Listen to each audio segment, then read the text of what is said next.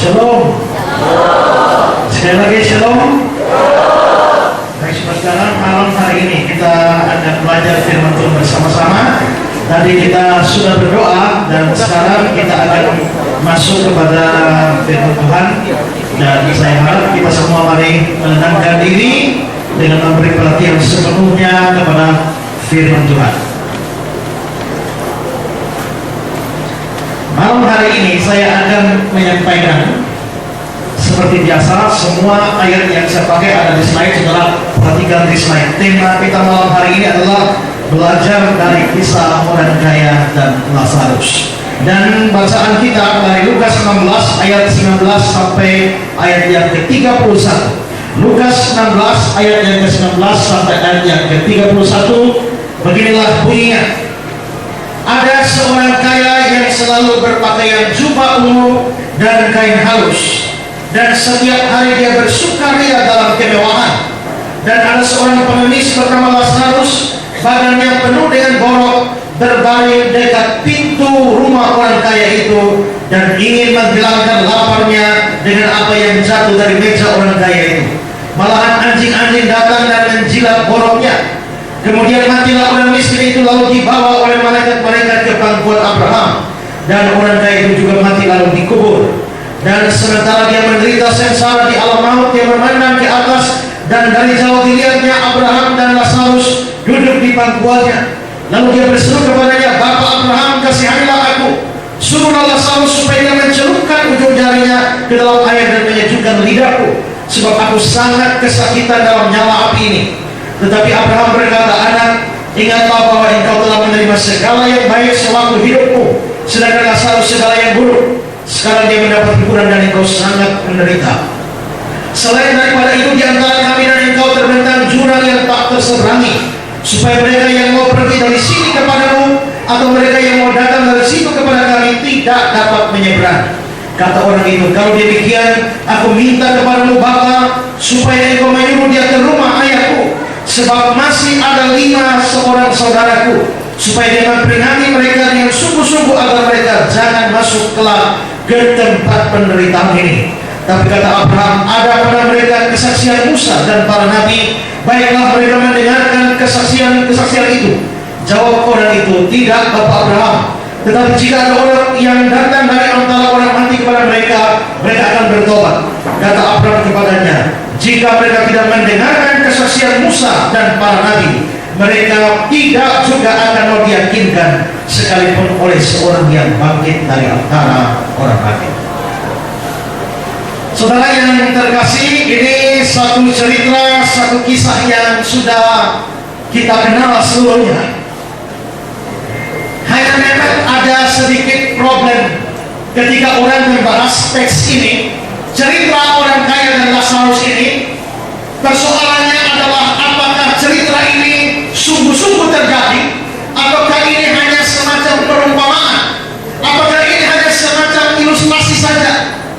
Kalau kita melihat teks ini, letaknya itu ada di Lukas pasal 16. Dan saudara-saudara, kalau kita melihat Injil Lukas mulai pasal yang ke-15, di sana ada dicatat begitu banyak perumpamaan. Perumpamaan ini, perumpamaan itu, perumpamaan ini, perumpamaan itu.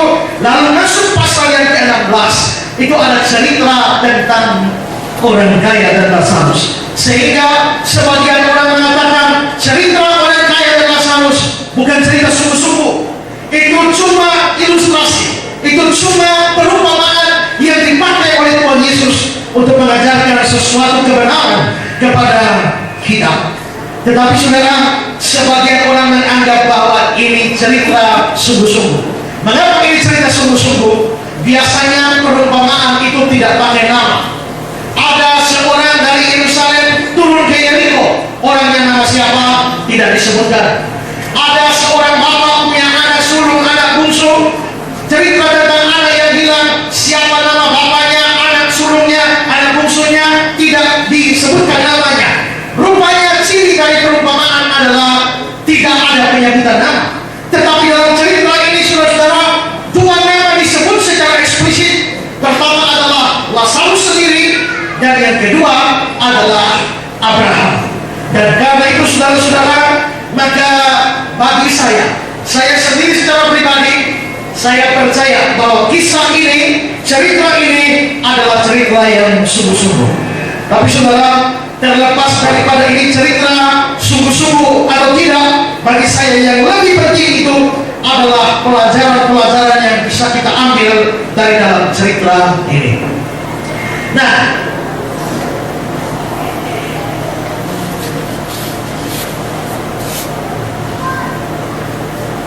sebelum dilanjutkan, semua ambil tempat duduk yang baik, jangan ada yang jalan-jalan.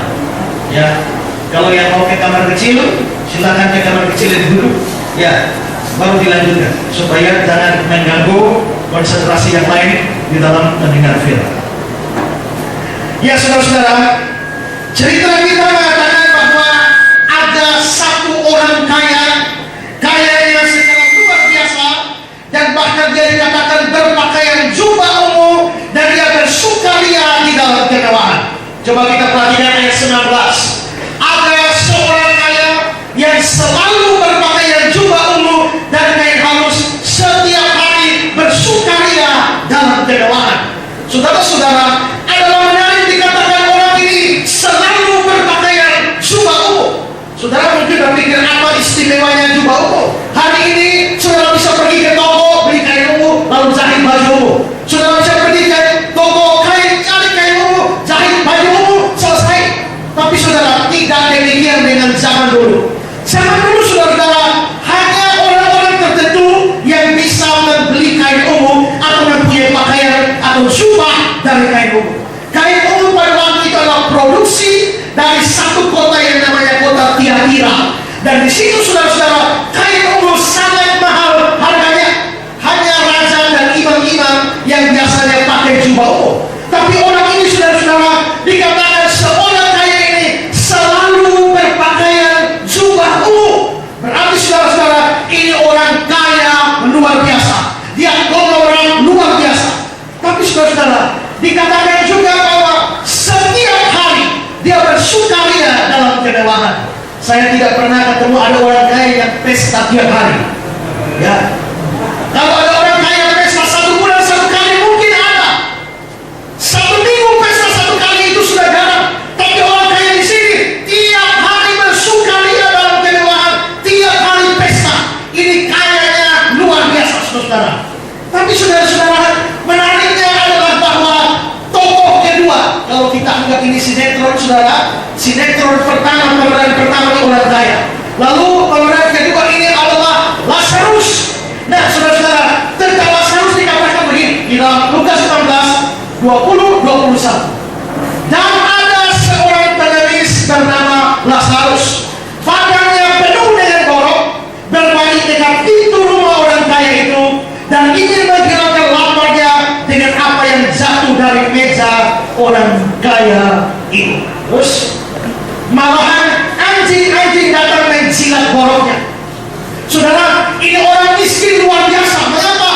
Karena apa, saudara? Kelihatannya dia sangat lapar, dia sangat kesakitan, sampai-sampai anjing yang jilat boroknya pun dia tidak bisa halau. Saudara, sesakit-sakitnya saudara, kalau ada luka saudara, anjing dekat saudara minimal bisa tendang anjingnya. Tapi ini orang ini sudah sakit lemahnya, sakit-sakitnya, anjing menjilat boroknya pun saudara, dia tidak bisa halau. Dikatakan dia makan dari remah-remah yang jatuh dari orang kaya itu. Saudara tahu remah-remah itu apa? Remah itu apa? Sisa yang bagaimana? Remah itu bukan seperti saudara makan di meja makan terus ada sisa ini lalu dibuang, tidak. Saudara-saudara, orang Yahudi pada zaman itu belum punya sendok, makanya langsung pakai tangan, ada lemak atau apapun pakai tangan. Lalu setelah makan saudara, mereka membersihkan tangan dengan roti. Jadi ada roti pencuci tangan. Jadi saudara misalnya makan ini sudah lemak-lemak, ada semacam roti tawar yang dipakai untuk mengusap-usap kotoran di tangan lalu dibuang. Itu namanya remah-remah. Dan saudara-saudara, si miskin ini Lazarus makan dari apa yang jatuh, dari remah-remah yang jatuh dari orang kaya ini. Kalau saya membaca atau merenungkan ini berbekas pada saya. Karena waktu dulu, waktu saya sekolah minggu main drama, main drama ini, saya kebagian dari Lazarus. Waktu saya dari Lazarus, begitu remah-remah jatuh, lalu mau ambil, direbut anjing. Jadi saudara miskin yang luar biasa, yang satu kaya luar biasa, yang ini miskin luar biasa. Dua orang yang hidupnya sangat-sangat kontras. Nah, saudara-saudara, ini pemeran utama di dalam sinetron ini. Dua orang ini, orang kaya dan Lazarus. Dan saudara-saudara, hari ini saya akan mengajak kita untuk merenungkan ini. Orang kaya dan Lazarus ini, saudara-saudara, ceritanya sudah kita ketahui. Tapi malam ini saya ingin menarik kita atau mengajak kita belajar dari kisah ini, dan kita akan menarik pelajaran rohani. Pelajaran rohani apa yang bisa kita tarik dari kisah orang kaya dan Lazarus ini? Saya berikan beberapa hal. Pertama, saudara-saudara, pelajaran pertama bagi kita adalah semua kita pasti mati. Semua kita pasti mati. Ini kebenaran pertama yang kita lihat. Semua manusia pasti mati. Dan ini dibuktikan dengan fakta. Lazarus si miskin itu mati, orang kaya itu juga mati. Coba perhatikan ayat 22-23. Kemudian matilah orang miskin itu. Ayat 23, orang kaya itu juga mati. Berarti sekaya-kayanya orang mati juga. Bagaimanapun miskinnya seseorang mati juga. Tidak peduli kaya, tidak peduli miskin, pada akhirnya semua orang pasti akan mati. Di dunia ini masing-masing mempunyai perbedaan. Satu kaya luar biasa, satu miskin luar biasa, tapi mereka punya satu kesamaan, yaitu pada satu hari di dalam hidupnya mereka harus mengalami kematian. Lazarus si miskin itu mati, orang kaya ini juga mati. Saudara-saudara, sekali lagi ini menunjukkan semua kita, semua manusia pasti mati. Saudara-saudara, tentu kita semua tahu hal ini. Tapi pertanyaannya adalah, mengapa manusia harus mati? Mengapa harus ada kematian di dalam dunia ini? Mengapa kematian harus menjadi bagian dari hidup manusia? Saudara-saudara yang terkasih, sebenarnya Allah mencipta manusia tidak mempunyai kematian. Manusia diberikan atau dicipta bukan untuk mati, tetapi saudara, kematian itu dilihat dalam perspektif Alkitab sebagai akibat dosa. Kalau tidak ada dosa, tidak ada kematian. Begitu ada dosa, maka kematian mulai masuk. Ini kita bisa lihat di dalam Taman Eden, ketika Tuhan Allah cipta manusia pertama, lalu menaruhnya di Taman Eden. Allah mengizinkan dia makan semua buah yang ada di sana, satu yang tidak boleh. Lalu saudara-saudara, perhatikan Kejadian 2 ayat 17. Bisa dikatakan, tetapi pohon pengetahuan tentang baik dan jahat itu jangan kamu makan buahnya, sebab pada hari engkau memakannya pastilah engkau mati. Kapan matinya? Kapan mati? Pada hari engkau memakannya pastilah engkau mati. Saudara-saudara, kalau juga kita lihat di dalam Roma pasal 6 ayat yang ke-23, sebab upah dosa ialah maut, upah dosa itu adalah kematian. Nah, kalau tadi Kejadian 2 ayat 17, pada hari kau memakannya pastilah kau mati. Kalau saudara baca Alkitab, apakah setelah Adam dan Hawa makan buah itu langsung mati? Tidak. Adam masih hidup sampai 930 tahun. Berarti saudara-saudara, Adam setelah makan buah itu tidak mati pada hari itu. Kalau begitu Kejadian 2 ayat 17 salah. Karena Kejadian 2 ayat 17 mengatakan pada hari kau memakannya pastilah kau mati. Tapi ternyata Adam masih hidup panjang, tidak langsung mati. Kalau begitu firman Tuhan salah? Tidak, saudara-saudara. Kematian itu ada 3. Kematian pertama namanya kematian rohani. Kematian rohani itu artinya orang terpisah dari Allah. Itu kematian rohani. Kematian yang kedua itu adalah kematian jasmani. Kematian jasmani itu adalah jantung stop. Itu namanya kematian jasmani. Dan kematian ketiga namanya kematian kekal. Itu masuk neraka. Jadi saudara-saudara, ada kematian rohani, ada kematian jasmani, lalu ada kematian kekal di dalam neraka. Nah saudara-saudara, pada waktu Adam dan Hawa makan buah itu langsung putus nafas? Tidak. Berarti kematian jasmani tidak langsung terjadi. Tapi pada waktu Adam dan Hawa makan buah itu, hari itu juga mereka terpisah dari Tuhan Allah. Kenapa? Tuhan Allah usir mereka dari Taman Eden.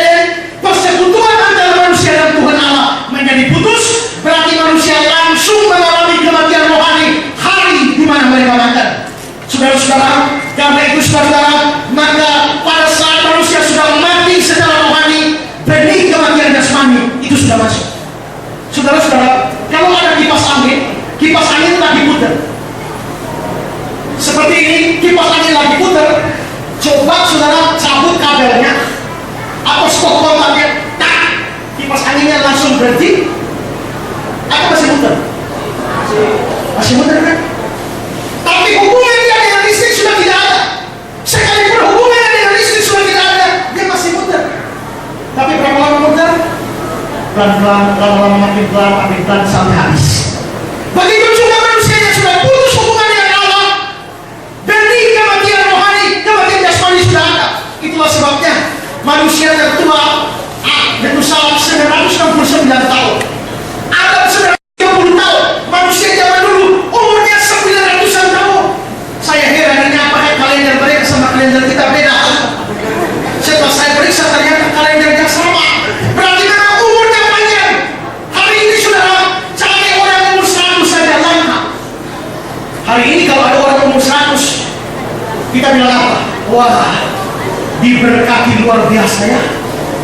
Sampai 100 tahun masih hidup, baru mati 100 tahun, diberkati luar biasa. Tapi kalau orang pada zaman Adam mati umur 100, orang bilang apa? Dosa apa ya kau? Kau matinya kau umur pendek, kalau 100 sudah mati. Saudara perhatikan, umur manusia begitu panjang, lama-lama makin turun. Zamannya Musa, dia bilang manusia umur 70-80 tahun. Setelah itu manusia makin turun, hari ini orang 50-60 tahun. Setelah itu turun lagi, sampai ada orang baru lahir lagi, atau ada sebagian orang belum sempat lahir mati. Saudara-saudara, mengapa sampai ada kematian? Kematian ini sebagai akibat dari dosa. Dosa menyebabkan adanya kematian. Dan saudara-saudara, karena itu maka semua orang yang adalah orang berdosa harus mengalami kematian. Kalau saudara adalah orang berdosa, saudara harus mengalami kematian. Tidak bisa tidak mati. Dan saudara-saudara, kematian ini tidak bisa dihindari. Ada orang pernah bicara pada saya, Pak Pendeta, saya ini pengen tahu saya mati di mana. Supaya kalau saya tahu saya mati di mana, saya tidak akan mau pergi ke sana. Kalau saya tahu saya mati di Jakarta, saya tidak akan injak Jakarta. Kalau saya tahu saya mati di Surabaya, saya tidak akan injak Surabaya. Kalau saya tahu mau mati di Kalimantan, saya tidak akan pernah datang ke Kalimantan. Tapi saudara-saudara, bisakah orang menghindari kematian semacam itu? Saudara-saudara, maut atau kematian adalah satu kekuatan yang begitu hebat. Tidak ada satu manusia di dunia ini yang bisa menangkal kematian. Ilmu pengetahuan teknologi sudah menemukan begitu banyak obat untuk segala macam penyakit, tapi obat anti mati itu belum pernah ada. Saudara-saudara, ada orang bilang pada saya, Pak, cinta itu lebih kuat dari maut. Cinta lebih kuat dari maut. Lalu saya jawab, ya tidak. Menurut saya maut masih lebih kuat dari cinta. Mengapa saudara?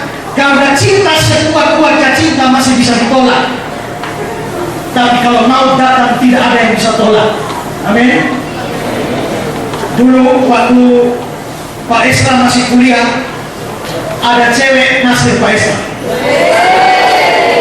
Lalu saudara, dia naksir Pak Esra, lalu akhirnya dia bilang sama Pak Esra kalau dia itu cinta sama Pak Esra. Lalu Pak Esra bilang, betul tak kamu cinta sama saya? Dia bilang, betul tak. Kalau memang kamu betul-betul cinta sama saya, kalau saya minta sesuatu mau? Dia bilang, mau kak? Kak mau apa? Dia bilang, saya minta satu saja permintaan. Permintaan apa? Kalau betul kamu cinta sama saya mau minta kebebasan. Maukah kamu beri saya kebebasan? Dia bilang, bebas apa kak? Saya bilang, kalau kau cinta saya, berilah saya kebebasan, termasuk bebas untuk tidak mencintaimu. Itu namanya penolakan yang elegan. Jadi kalau ini remaja-remaja cewek-cewek ini kalau ditaksir orang ya, kalau mau nolak yang sopan. Ya. Dulu Waktu di kampus ada satu teman ini, maaf saja saudara, otaknya atau pikirannya ini agak jongkok. Tapi saudara-saudara, dia naksir lagi satu cewek. Lalu dia naksir satu cewek, dia bilang ke Esther, tolong bilang sama cewek itu saya mau dengan dia. Saya yakin pasti kalau saya ngomong pasti ditolak ya. Tapi namanya teman, dia bilang, tolong Kak, bilang sama dia, saya mau sama dia. Akhirnya saya pergi temui cewek itu dan saya bilang, si B bilang dia mau sama kamu. Di luar dugaan saya, cewek itu mengatakan, Kak, tolong bilang sama dia, saya juga mau. Saya kaget, kok mau? Iya Kak, tolong bilang, saya juga mau. Kasih tahu dia, saya mau muntah.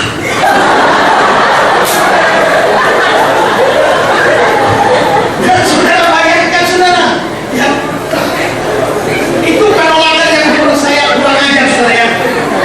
Nah, tapi saudara-saudara, bagaimanapun juga sekuat-kuatnya cinta itu bisa ditolak, tapi mau itu kematian tidak bisa ditolak siapapun.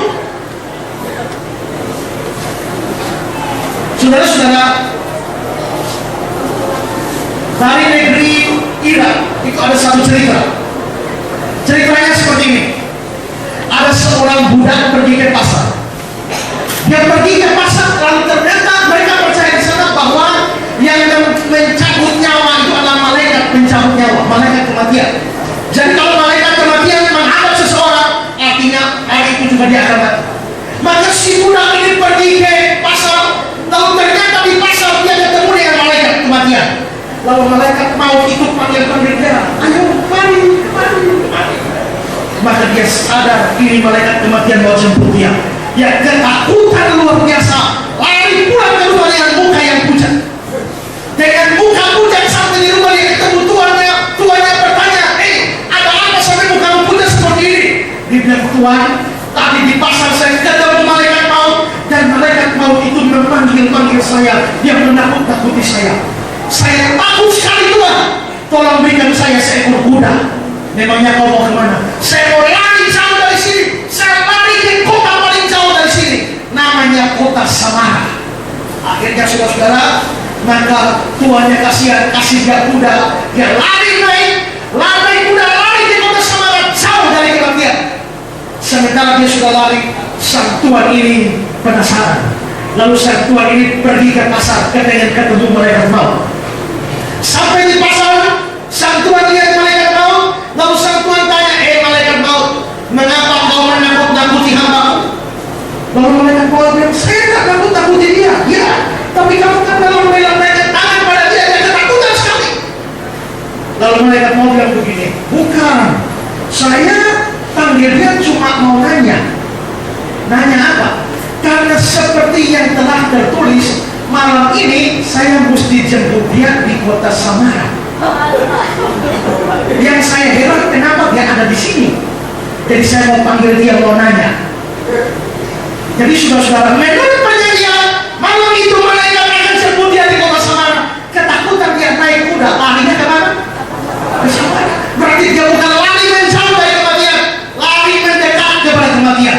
Karena itu saudara-saudara, maka tidak ada orang bisa hindari kematian, tidak ada orang bisa luput dari kematian. Kita semua sedang antri menuju kepada kematian. Bahkan ada orang mengatakan, ingat baik-baik, semua saudara dan saya ini adalah calon almarhum, calon almarhumah. Kita semua calon almarhum, calon almarhumah. Dan saudara-saudara, kalau kita tiap kali ulang tahun selalu nyanyinya panjang umurnya. Memang saudara, makin ulang tahun itu makin panjang umur kalau dilihat dari tahun kelahiran. Tapi kalau dilihat dari tahun kematian, misalnya ya, Tuhan sudah menentukan saudara ini akan mati tahun 2030. Lalu sekarang 2016. Lalu tahun depan saudara ulang tahun di tahun 2017. Dilihat dari tahun lahir, saudara punya umur bertambah dari 2016 dan 2017. Tapi kalau dilihat dari tahun 2030, waktu saudara ulang tahun, stok kurang satu. Ulang tahun 2012, tahun 2012 kurang satu. Pada tahun 2029 stok saudara kurang satu. Jadi sebenarnya ulang tahun itu adalah panjang umur atau pendek umur? Ya, dan gantung dari mana lihat kan? Lihat dari sini panjang, lihat dari sini makin dekat.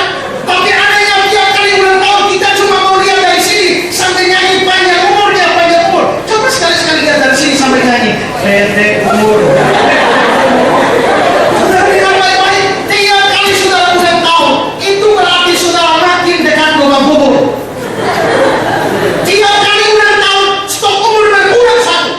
Dan karena itu saudara sadarlah, setiap saat saudara bisa mati. Mati itu tidak perlu umur. Ya, ada orang sudah bau tanah, ya sudah sakit bau tanah tidak mati-mati. Tapi ada orang tidak perlu bau tanah, bau parfum, keluar jalan disikat mobil langsung lewat. Karena itu saudara, kematian tidak pandang umur, tidak pandang siapapun, atau tidak pandang apa yang dihadapi. Semua kita pasti mati. Ini pelajaran pertama malam hari ini. Sekarang pelajaran kedua. Pelajaran kedua pada malam hari ini adalah ada hidup di balik kematian. Ada hidup di balik kematian. Saudara-saudara, kalau kita periksa cerita kita tadi, matilah Lazarus, mati juga orang kaya itu. Tapi apakah cerita mereka berakhir? Tidak. Apakah cerita mereka selesai? Tidak. Bersambung ke episode 2. Dan episode 2 adalah setelah kematian. Berarti saudara-saudara, di sini kita bisa lihat ada hidup di balik kematian. Perhatikan ayat 22 dan 23. Kemudian matilah orang miskin itu, ayat 23, orang kaya itu juga mati. Dan sementara dia menderita sengsara di alam maut, dia memandang ke atas. Dan dari jauh dia lihat Abraham dan Lazarus di pangkuannya. Berarti saudara-saudara, setelah kematian tidak selesai, setelah kematian tidak habis, setelah kematian tidak berakhir, kehidupan masih terus berlangsung setelah kematian. Di balik lubang kubur, di balik kematian ini masih ada kehidupan lain yang harus saudara jalani. Disinilah saudara-saudara bedanya kita dengan binatang. Kalau ada babi di sana, babi ada, babi itu dipotong, dia menjadi tidak ada. Ada anjing di sana, ada, ketika kita potong anjingnya, anjingnya tidak ada. Ada macan di sana, kita potong macannya, macan dan tadi ada, menjadi tidak ada. Kalau ada manusia di sana, dia ada, begitu kita potong dia. Apa yang terjadi? Tidak ada. Fisiknya bisa hancur, tapi jiwanya atau rohnya tetap ada. Manusia adalah satu-satunya makhluk yang diberikan kekekalan oleh Allah. Karena itu saudara-saudara, manusia yang dicipta tidak pernah menjadi tidak ada. Dia bisa mati, tetapi eksistensinya terus berlangsung.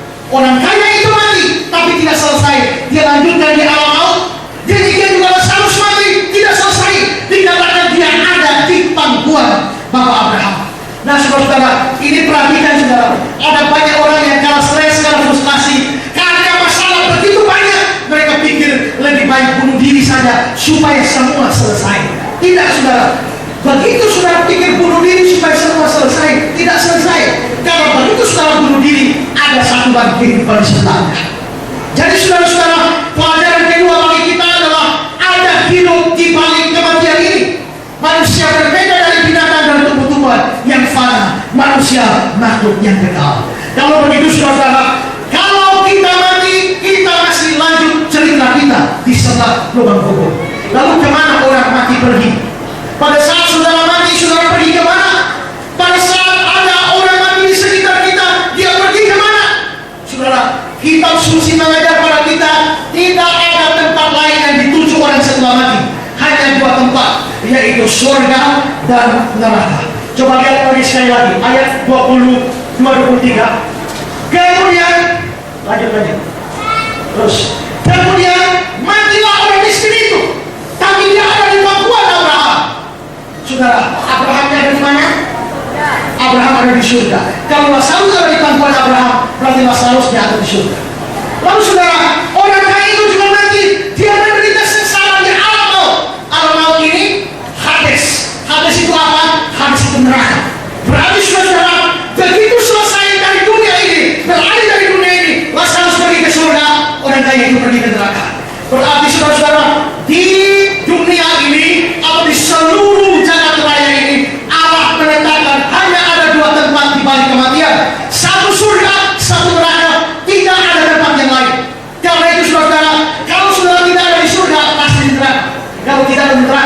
surga karena tempatnya cuma dua.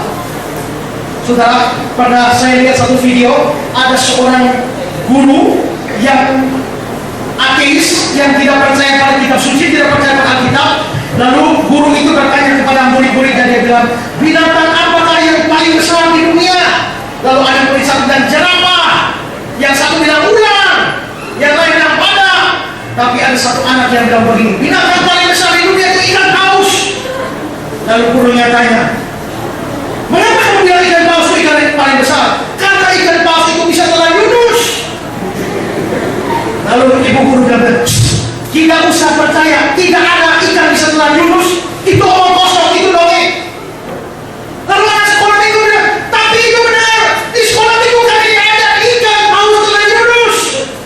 Lalu ibu guru itu berkata, lalu Yunusnya mati atau tidak? Tidak. Bagaimana mungkin di dalam perut ikan Yunus tidak mati? Bagaimana mungkin Yunus bisa hidup dalam perut ikan? Anak kecil ini bilang, saya tidak tahu ibu, tapi nanti kalau saya sampai surga, saya akan tanya paman Yunus. Nah, lalu ibu gurunya bilang begini, nah kalau kamu sampai surga tanya Yunus, bagaimana kalau Yunus tidak di surga? Lalu Nana bilang, kalau Yunus tidak di surga, berarti nanti ibu yang tanya. Kalau Yunus tidak di surga, nanti ibu yang tanya. Secara iblis, akhirnya ibu akan masuk neraka sama-sama dengan Yunus. Jadi kalau tidak di surga, pasti di neraka. Hanya itu saja. Dari tempat itu hanya dua, tidak ada tempat lain. Hari ini saudara, banyak orang meragukan apakah benar surga itu ada, apakah benar neraka itu ada. Banyak orang tidak percaya eksistensi itu, saudara. Mereka mengatakan termasuk apakah Allah ada, apakah surga ada, apakah neraka ada. Mereka selalu berkata, kalau memang Allah ada, coba tunjukkan ada Allah. Hitler pernah memanggil seorang anak kecil di depan dia, lalu dia tanya anak kecil, kamu percaya ada Allah? Anak itu tidak percaya. Sekarang coba minta Allah, berikanlah roti kepada saya. Lalu anak ini berdoa, ya Tuhan Allah, berilah roti kepada saya. Buka mata, buka. Ada roti? Tidak. Mungkin Tuhan tidak dengar. Ayo minta lagi. Maka anak itu berkata, ya Tuhan, berikanlah saya roti. Buka mata. Ada? Tidak ada. Mungkin Tuhan tidak dengar. Sekali lagi. Ada yang, ya Tuhan, berilah saya roti. Buka mata. Ada? Tidak ada. Kalau begitu, Tuhan tidak ada. Kalau Tuhan tidak bisa kasih kamu roti. Sekarang tutup mata dan bilang begini, Hitler, berilah saya roti. Lalu anak itu bilang, Hitler, berilah saya roti. Waktu anak itu bilang begini, Hitler ambil roti dari sakunya dan taruh sini. Buka mata, ada. Nah, kalau begitu adalah Hitler ada, Tuhan ada tidak ada. Sekarang dunia barat yang dikuasai oleh liberalisme dan juga nasionalisme, mereka tidak percaya Allah ada. Alasannya apa? Kalau memang Allah itu ada, tunjukkan Allah itu yang mana. Tapi ini pertanyaan bodoh, karena sesuatu yang tidak kelihatan belum tentu tidak ada. Apakah saudara percaya listrik itu ada? Saudara percaya listrik itu ada? Tunjukkan pada saya mana listrik. Ini bukan listrik, ini akibat listrik. Akibat listrik lampu menyala.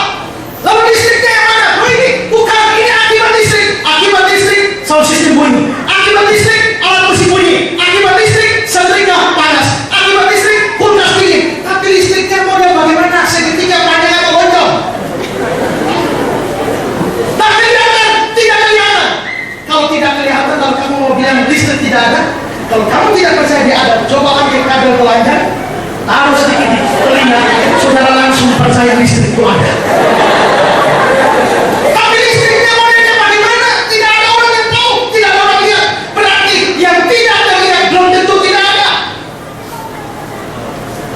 Seorang profesor di suatu universitas waktu dia ngajar, dia tanya sama mahasiswa, para mahasiswa, saya mau ajukan dua pertanyaan. Siapa di antara kalian pernah lihat Tuhan Allah? Angkat tangan. Tak ada mahasiswa angkat tangan. Pertanyaan kedua, siapa di antara kalian pernah apa Tuhan Allah? Angkat tangan. Tak ada juga. Lalu profesor bilang, karena Tuhan Allah tidak pernah dilihat, tidak pernah diraba, kesimpulannya Tuhan Allah tidak ada. Ada komentar, seorang mahasiswa Kristen ada di belakang. Dia bilang, Pak dosen, Pak profesor, saya tidak mau komentari Pak Profesor, saya cuma pengen minta kesempatan tanya sama teman-teman saya. Boleh? Boleh, silakan. Lalu seorang mahasiswa Kristen datang di situ, lalu dia bilang, teman-teman, saya mau ajukan 2 pertanyaan. Pertanyaan pertama adalah, siapa di antara kalian pernah lihat otak profesor ini? Coba katakan. Nah. Pertanyaan kedua, siapa di antara kalian pernah raba otak profesor ini? Katakan. Nah. Jadi karena otak profesor ini tidak pernah dilihat, tidak pernah diraba, kesimpulannya ini profesor tidak punya otak. Gitu kan? Saudara, Tuhan Allah tidak pernah dilihat. Tuhan Allah tidak terlihat, tapi bukan berarti Tuhan Allah tidak ada.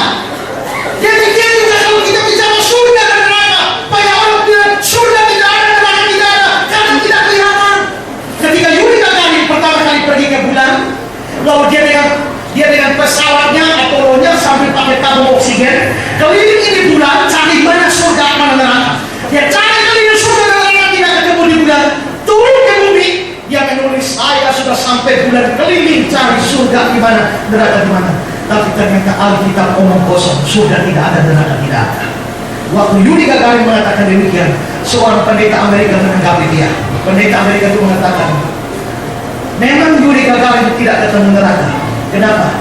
Karena dia tetap di dalam pesawat Apollo-nya dan tetap pakai tabung oksigen. Kalau jatuh keluar dari pesawatmu, copot tabung oksigennya, saya jamin kau langsung ke neraka. Sekalipun kita dengan pesawat apa saja cari seluruh jagat raya, kita tidak bisa ketemu surga di mana, neraka di mana. Mengapa?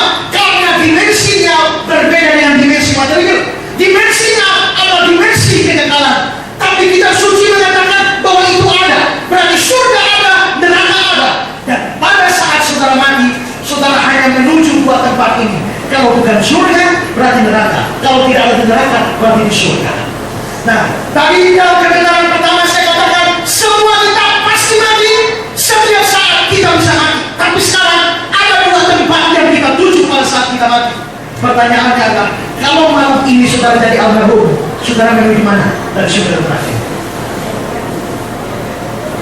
Kalau malam ini nyawa saudara dicabut, malam ini saudara selesai dari dunia ini, saudara pergi kemana dari 2 tempat ini?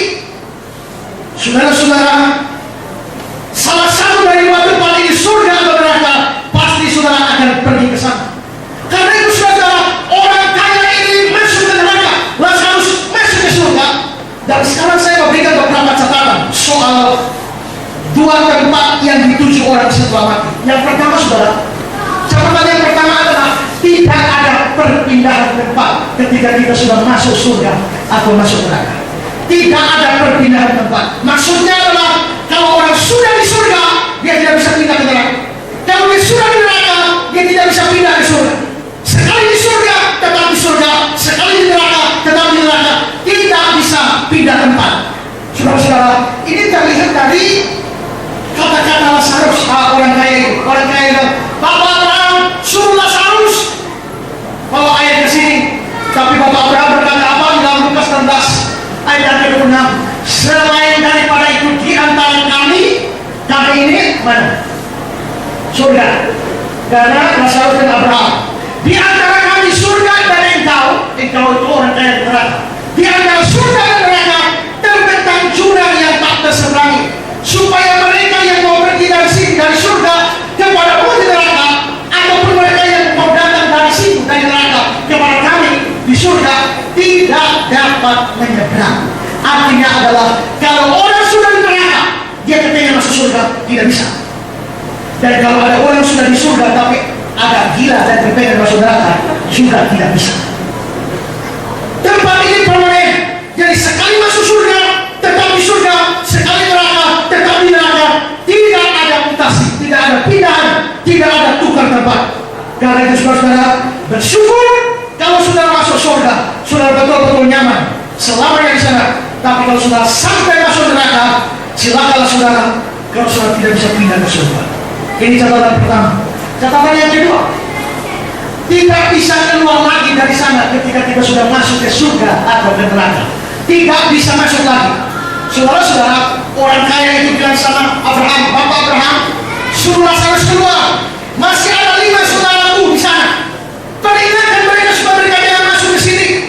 Tapi saudara-saudara, Abraham mengatakan apa? Ada pada mereka kesaksian Musa dan para nabi. Kalau mereka tidak percaya, mereka juga tidak akan percaya kalau ada orang mati bangkit. Artinya apa? Kalau ada orang sudah masuk ke surga, dia tidak bisa keluar. Kalau ada orang masuk neraka, tidak bisa keluar lagi. Mungkin perkecualiannya adalah Musa dan Elia ketika bertemu dengan Yesus pada waktu peristiwa transfigurasi. Tetapi selain itu, saudara, orang yang mati sudah pergi, tidak ada orang mati bisa kembali lagi. Karena itu, saudara, jangan percaya adanya roh gentayangan. Tidak ada. Si manis jembatan Ancol, tidak ada. Di Alkitab tidak ada. Yang ada cuma di Indonesia. Cerita setan-setan, roh-roh, arwah-arwah, penasaran, roh gentayangan dan sebagainya. Tapi saudara, begitu kita lihat dalam kitab suci, tidak ada. Sekali orang masuk surga, tidak keluar lagi. Sekali orang masuk neraka, tidak ada keluar lagi. Dan catatan yang ketiga adalah masuknya orang ke surga atau ke neraka terjadi persis setelah kematian. Masuk surga, masuk neraka terjadi persis setelah kematian. Saudara lihat ayat 22-23. Kemudian matilah orang miskin. Begitu mati, dibawa oleh malaikat ke pangkuan Abraham masuk surga. Begitu dia mati, langsung ke surga. Ayat 23, orang kaya itu juga mati, lalu dikubur, dan sementara dia menderita sengsara di alam maut. Berarti begitu dia mati dikubur, dia sudah menderita di sengsara di dalam Hades, di dalam kematian, di dalam neraka. Itu berarti bahwa Lazarus masuk surga pada waktu dia mati. Dia tidak tunggu sampai Tuhan Yesus datang, tidak. Begitu juga orang kaya masuk neraka persis setelah mati. Dia tidak tunggu sampai hari kiamat, tidak. Saudara-saudara, memang Alkitab mengajarkan kepada kita akan ada penghakiman terakhir. Itu penghakiman di akhir zaman. Itu penghakiman seluruh kita. Tetapi ada penghakiman individual, dan itu terjadi setelah mati. Ibrani 9 ayat 27 mengatakan manusia ditetapkan satu kali saja mati, dan setelah itu dia akan dihakimi. Berarti saudara-saudara, orang masuk surga masuk neraka persis setelah mati. Jadi saudara, kalau saudara mati tanggal 14 juga kalau saudara masuk neraka, tanggal 14 saudara harus di neraka. Kalau saudara mati tanggal 17 saudara masuk neraka, langsung tanggal 17. Tapi kalau saudara memang harus masuk surga, mati tanggal 5 langsung surga. Mati tanggal 10 langsung surga segera terjadi. Karena itu saudara-saudara, perhatikan ini sungguh-sungguh. Ada hidup di balik kematian. Hanya dua tempat, kalau bukan surga, neraka. Dan itu terjadi persis setelah saudara mati. Sekali masuk ke sana, tidak bisa keluar lagi, dan tidak bisa pindah tempat, tidak bisa mutasi dari sana. Karena itu saudara pikir, kalau malam ini saudara mati, saudara pergi kemana? Nasib kekal saudara ditentukan pada waktu saudara masih hidup. Sekarang, hal ketiga yang terakhir yang saya bicarakan malam hari ini adalah iman adalah syarat diselamatkan atau masuk ke surga. Kalau saya tanya pada saudara, saudara mau nyusul yang mana? Mau nyusul Lazarus kah atau nyusul orang kaya? Kalau saudara mau nyusul Lazarus sama dengan saudara mau masuk surga. Ada yang mau nyusul orang kaya? Tak ada. Semua mau masuk surga. Tapi sekarang kita bertanya, apa sih sebabnya Lazarus masuk surga? Apa yang menyebabkan Lazarus masuk surga? Apa yang menyebabkan orang kaya itu masuk neraka? Saudara-saudara, dengar baik-baik. Orang kaya itu masuk neraka bukan karena dia kaya. Lazarus masuk surga bukan karena dia miskin, bukan karena Abraham juga kaya. Berarti di surga ada orang kaya, ada juga Lazarus yang miskin. Ada Abraham kaya, ada Lazarus miskin. Berarti masuk surga tidak tergantung kaya atau miskinnya. Kalau begitu tergantung apa? Saudara-saudara, kalau kita periksa kitab suci seluruhnya, kitab suci mengajarkan bahwa yang menentukan orang selamat atau masuk surga itu karena iman kepada Yesus Kristus. Kalau kita lihat Yohanes 3:16 ayat terkenal, supaya setiap orang yang percaya kepadanya tidak binasa, melainkan beroleh hidup yang kekal. Berarti yang tidak percaya kepada Yesus akan binasa. Tidak peduli orang agama apa saja. Jika tidak percaya kepada Yesus, mereka akan binasa. Tapi orang yang percaya kepada Yesus, dia akan hidup yang kekal. Dalam Yohanes 14 ayat 6, kata-kata terkenal, akulah jalan dan kebenaran dan hidup, kata Yesus. Tidak ada seorang pun yang datang kepada Bapa kalau tidak melalui aku. Karena itu saudara, kalau hanya saudara bisa pergi ke surga hanya lewat Yesus. Tidak ada jalan lain pergi ke surga di luar Yesus. Tidak ada agama bisa bawa orang kepada Yesus. Tidak ada satu tokoh agama bisa bawa orang kepada Yesus. Tidak ada. Tapi hanya Yesus Kristus. Dan iman kepada Yesus Kristus menentukan apakah orang pergi ke surga atau tidak. Lalu Kisah 4 ayat 12 mengatakan, dan keselamatan tidak ada dalam siapapun juga selain di dalam Dia. Sebab di bawah kolong langit ini tidak ada nama lain yang diberikan kepada manusia yang olehnya kita dapat diselamatkan. Berarti saudara-saudara, Alkitab mengajarkan keselamatan itu karena iman kepada Kristus. Maka kita bertanya, mengapa sampai Lazarus itu pergi ke surga? Pasti karena Lazarus beriman kepada Kristus. Mengapa orang kaya itu pergi ke neraka? Karena orang kaya itu tidak percaya kepada Kristus. Dari mana kita tahu bahwa orang kaya tidak percaya kepada Kristus? Kalau kita lihat ayat 27 sampai ayat 31. Kata orang kaya itu, kalau demikian aku minta padamu Bapa, supaya kau menyuruh dia ke rumah ayahku, sebab masih ada 5 saudaraku, supaya dia memperingati mereka dengan sungguh-sungguh, agar mereka jangan masuk kelak ke tempat penderitaan ini. Tapi kata Abraham, ada pada mereka kesaksian Musa dan para nabi, baiklah mereka mendengar kesaksian itu. Berarti Abraham berkata, ada kesaksian Musa dan para nabi. Mereka dengar itu, mereka tidak akan masuk neraka. Kalau mereka tidak mendengarnya, mereka pasti akan masuk neraka. Artinya, kalau orang kaya itu sampai masuk neraka, berarti orang kaya itu juga tidak percaya kesaksian Musa dan para nabi.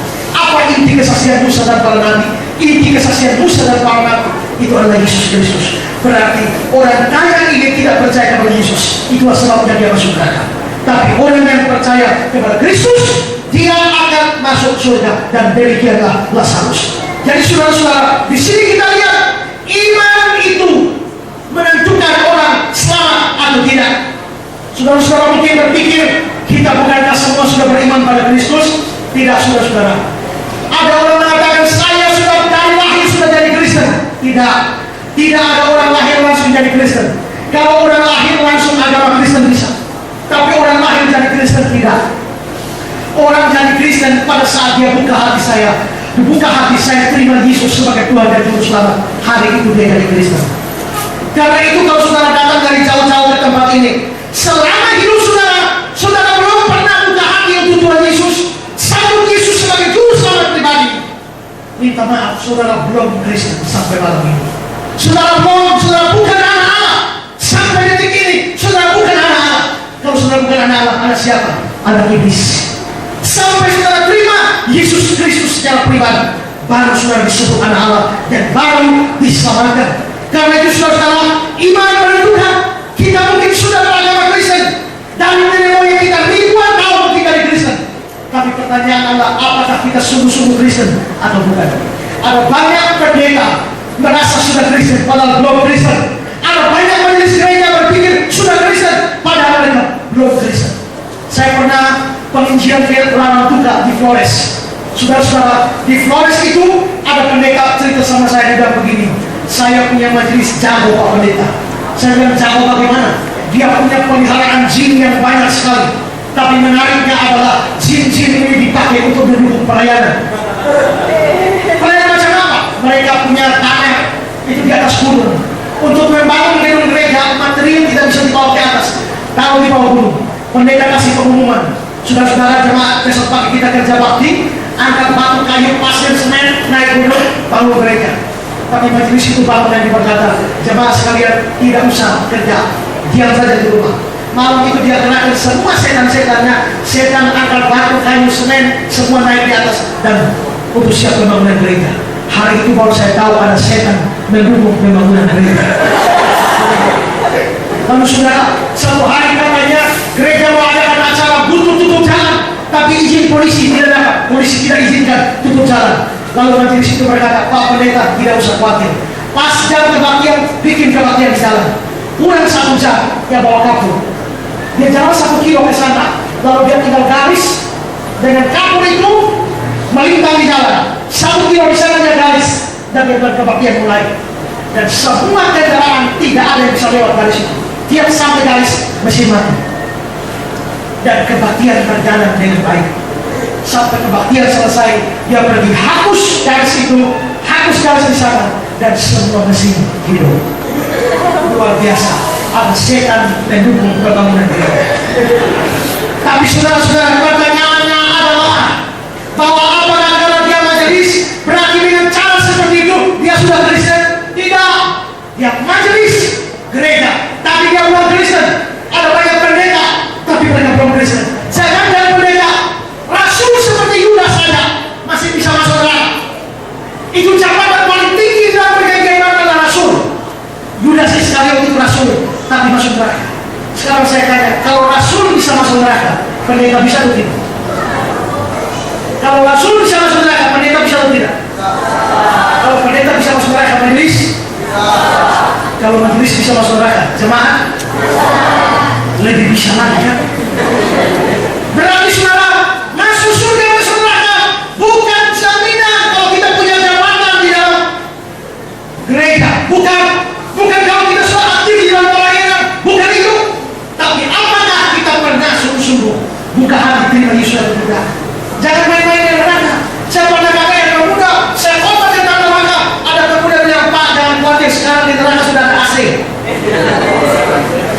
Ada lain yang bilang, Pak, tidak apa-apa masuk neraka. Toh di neraka ketemu banyak artis. Saya bilang, ya betul. Masuk neraka mungkin saja ketemu banyak artis. Tapi masalahnya adalah, bisakah saudara menikmati pertemuan dengan artis saat saudara menderita? Kalau ada yang idola Agnes Monica, bagaimana kalau saya undang Agnes Monica ke sini, ngobrol dengan saudara sepanjang malam, tapi dengan catatan tidak boleh duduk di kursi, tapi duduk di atas kompor yang menyala. Silakan ngobrol. Sementara Abi membaca dari sini, bisakah saudara ngobrol apa kabar Agnes? Tapi makan saudara. Saudara tidak mungkin bisa menikmati pertemuan dengan dia sementara saudara menderita. Demikian juga saudara, kalau saudara sampai masuk neraka, ketemu banyak artis, bisa. Tapi apakah saudara akan menikmati pertemuan dengan dia? Tidak. Kalau semuanya akan menderita. Karena itu saudara, maka saudara jauh-jauh dari berbagai macam tempat datang ke sini, ikut acara ini, pekan pemuda ini. Tapi saudara, pertanyaannya adalah, apakah saudara sudah pernah sungguh-sungguh buka hati terima Yesus atau tidak? Ingat, saudara bisa mati tiap saat. Saya membaca di internet rekor dunia orang mati konyol, dan ternyata rekor dunianya adalah ada satu bapak, dia sore-sore di teras rumahnya, tahu-tahu dia keluar ke halaman. Begitu dia keluar ke halaman, tiba-tiba satu benda jatuh dari langit, hantam kepalanya, dia jatuh mati tanpa tahu apa yang menghantam kepalanya. Sekali selidiki saudara, ternyata yang menghantam dia itu adalah seekor penyu. Bagaimana penyu bisa turun dari langit? Setelah diselidiki saudara, ternyata ada elang yang tangkap penyu dari laut. Kalau elang ini membawa terbang tinggi penyu ini, lama-lama elang tidak kuat lagi karena sering beratnya. Terpaksa elang melepaskannya. Pas elang melepaskan, penyu punya turun dari langit, bapak tua punya keluar dan hantam di kepala dan mati.